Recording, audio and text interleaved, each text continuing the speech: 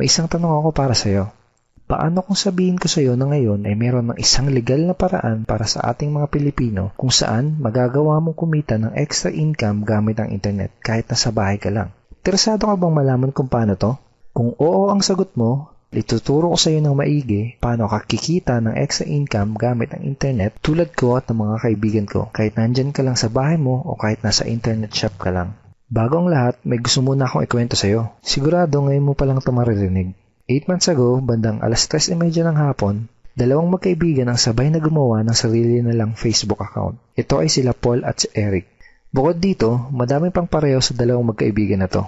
Pareho sila ng eskwelahang pinanggalingan, pareho sila ng kurso natapos, pareho silang pamilyado na. Pareho silang empleyado na nagtatrabaho ng walang oras araw-araw, parehong nakikipagsiksikan sa MRT pagpapasok ng trabaho, parehong sumasahod kada kinsenas katapusan, parehong nagbabayad ng mga utang pagkasahod, at pareho din silang gustong makaahon sa hirap ng buhay.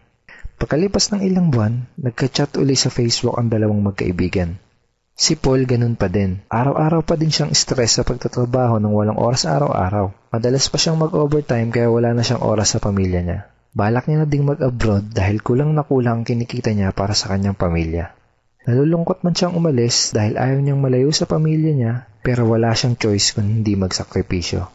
Si Eric naman, kaka-resign lang. Hindi na daw niya kailangan ng trabaho. Kumikita na kasi siya ng malaki kahit nasa bahay lang siya kasama ang mag-ina niya. Malaki na din daw ang perang naipon niya sa bangko.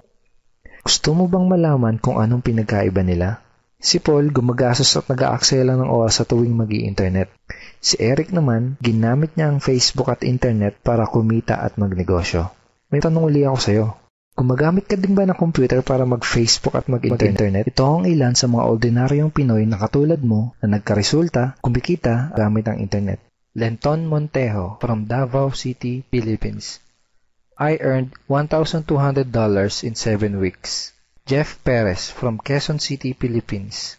An ordinary guy like me has earned over $4,000 in 2 months. Ivy Amor Dahino from Bangkok, Thailand. Highly recommended opportunity. I've just mentioned this to my friends. Kiko Javier from Davao, Philippines. I'm now averaging about $700 per month since I started this. Reden Kakista, Riyadh, Saudi Arabia. I earned $6,460 using internet only. I'm here in the Middle East working and I'm even earning more than my salary here. Nakakatuwa, di ba? Nung una, naniwala lang sila at sumubok. Ang maganda, pwede ding mangyari sa iyo mga to. Kung gusto mo na ding matutunan kung paano kikita gamit ang internet,